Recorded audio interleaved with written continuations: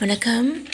I am doctor Kannadevi, BSMS MD Siddha. இதில் நம்ம என்ன பார்க்க போகிறோம்னா, நம்ம பயன்படுத்தக்கூடிய கேஸ்டர் ஆயில். அந்த கேஸ்டர் ஆயில் வந்துட்டு நம்ம எல்லாத்துக்குமே பயன்படுத்தலாம். அது எப்படின்னா, இப்போ நான் வந்துட்டு சொல்கிறேன் பாருங்க.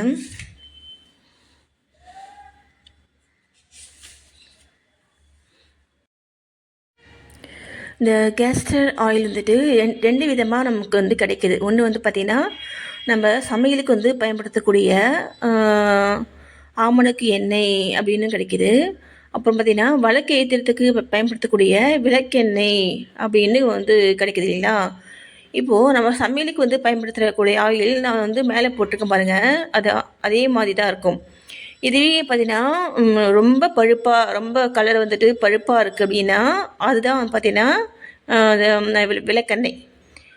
இப்போது நம்ம இந்த கேஸ்டர் ஆயிலை நம்ம உள்ளுக்கு நம்ம தரலாம்.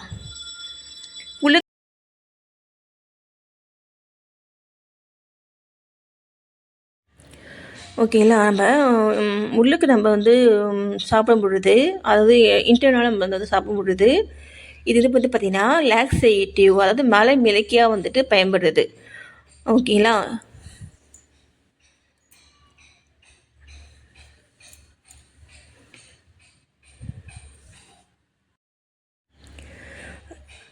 தேரையர் காவியம் அப்படிங்கிற புக்கில் என்ன சொல்லியிருக்காங்கன்னா, ஆமணக்கு எண்ணெயோ உண்மையாக உடலுக்கு மிகுந்த நன்மையை கொடுக்கக்கூடியதாகும் அப்படின்னு சொல்லியிருக்காங்க.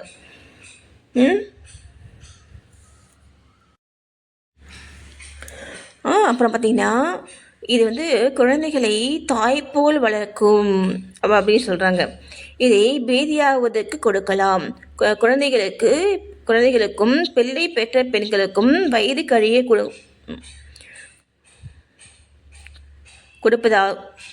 கொடுப்பதால் நமக்கு ஒரு சிறந்த நன்மையை தரும். அப்புறம் வயிற்று வலி, அப்புறம் சரியாக மோஷன் போகாமல் டைட்டாக இருக்குங்களா மோஷன், அந்த மாதிரி இருக்கவங்களுக்கு பார்த்திங்கன்னா, இதை நம்ம நைட்டி நம்ம நைட்டி இதை நம்ம கொடுத்து அந்த மோஷன் ஃப்ரீயாக போகிறதுக்கு நம்ம வழி செய்யலாம். ஓகேங்களா.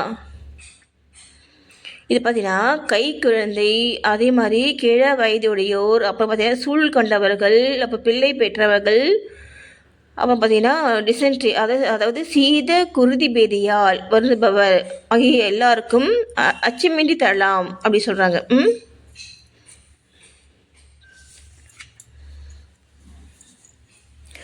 நம்ம பிள்ளை சின்ன குழந்தைகளுக்கு நம்ம தரோம் அப்படின்னா, அரை உச்சிக்கண்டி முதல் ஒரு உச்சிக்கண்டி அளவுக்கு தரலாம் அப்படின்னு சொல்கிறாங்க. உச்சிக்கண்டினா நம்ம இது இந்த டேபிள் ஸ்பூன் சொல்லும் பார்த்தீங்களா, அதுதான்.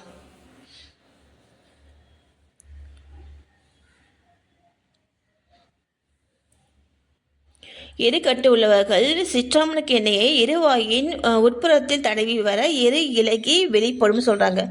நம்ம சின்ன ரொம்ப சின்ன குழந்தைகளுக்கு அதுங்க மோஷன் போகிற இடத்துல தடவணும் அப்படின்னா மோஷன் ஃப்ரீயாக போயிருங்க. சின்ன குழந்தைங்க, ரொம்ப சின்ன குழந்தைங்க.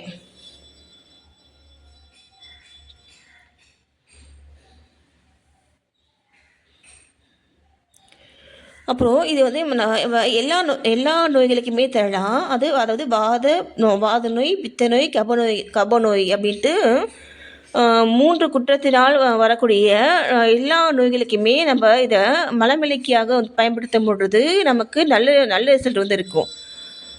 அது எப்படி அப்படின்னா, இப்போது வாத நோய் இருக்கவங்க ஆமணக்கு எண்ணெய் 3 பங்கு, நல்லெண்ணெய் 2 பங்கு, அதே மாதிரி பசு நெய் பார்த்திங்கன்னா நெய் இருக்கு இல்லைங்களா, அது 1 பங்கு, இது மாதிரி சேர்த்து அந்த வாத நோயால்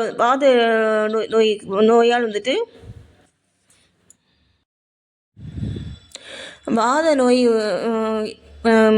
இருக்கவங்க இந்த மாதிரி வந்துட்டு பயன்படுத்தணும்.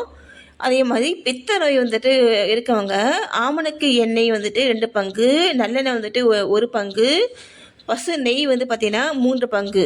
ஓகேங்களா?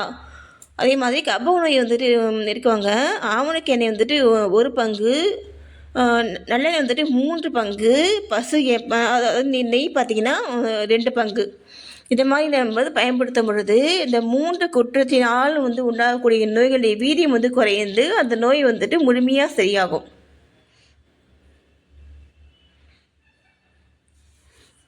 நன்றி.